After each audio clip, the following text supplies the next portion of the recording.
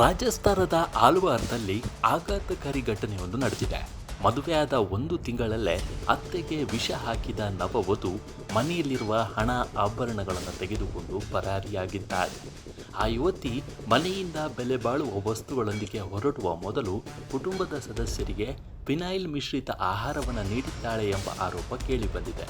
ಆಕೆಯ ವಿರುದ್ಧ ಕೇಸ್ ದಾಖಲಾಗಿದೆ.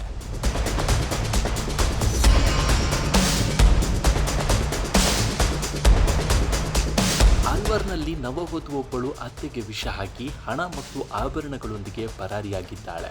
ಆರೋಪಿ ವಧು ಚಿನ್ನ ಮತ್ತು ಬೆಳ್ಳಿ ಆಭರಣಗಳ ಜೊತೆಗೆ ಸುಮಾರು 30,000 ರೂಪಾಯಿ ಹಣ ತೆಗೆದುಕೊಂಡು ಪರಾರಿಯಾಗಿದ್ದಾಳೆ.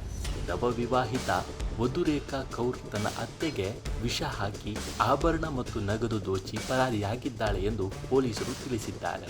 ಈ ಘಟನೆಯು ಅವರ ಪತಿ ವಿಕ್ರಮ್ಜೀತ್ ಸಿಂಗ್ ಮತ್ತು ಅವರ ಕುಟುಂಬವನ್ನು ತೀವ್ರ ಆಘಾತಕ್ಕೆ ದೂಡಿದೆ.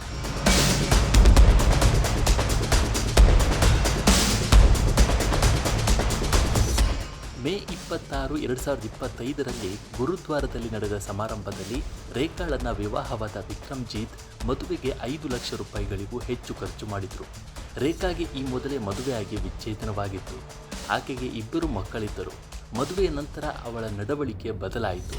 ಜೂನ್ 23, 2025ರಂದು ಆಕೆ ತನ್ನ ಅತ್ತೆಗೆ ಬಡಿಸಿದ ಊಟದಲ್ಲಿ ಫಿನಾಯಿಲ್ ಬೆರೆಸಿದ್ದಳು. ನಂತರ ಅವರನ್ನು ಆಸ್ಪತ್ರೆಗೆ ದಾಖಲಿಸಲಾಗಿತ್ತು.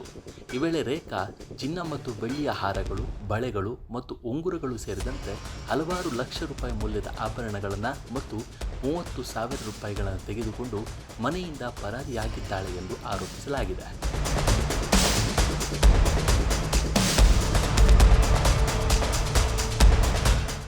ಹರಿಯಾಣದ ಸಿರ್ಸಾ ತನ್ನ ಚಿಕ್ಕಮ್ಮ ಪಿಂಕಿ ಕೌರ್ ಸಹಾಯದಿಂದ ರೇಖಾ ಇದೇ ರೀತಿಯ ಪ್ಲಾನ್ ಮಾಡಿ ಹಲವಾರು ಯುವಕರನ್ನು ಸಿಲುಕಿಸಿದ್ದಾಳೆ ಎಂದು ತನಿಖೆಯಿಂದ ತಿಳಿದು ಬಂದಿದೆ.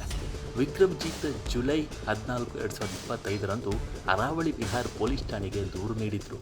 ಆದರೆ ಅವರು ತಕ್ಷಣ ಯಾವುದೇ ಕ್ರಮ ಕೈಗೊಳ್ಳಲಿಲ್ಲ. ಬಳಿಕ ಅವರು ರೇಖಾ ಮತ್ತು ಪಿಂಕಿ ವಿರುದ್ಧ ನ್ಯಾಯಾಲಯಕ್ಕೆ ಅರ್ಜಿ ಸಲ್ಲಿಸಿದ್ರು.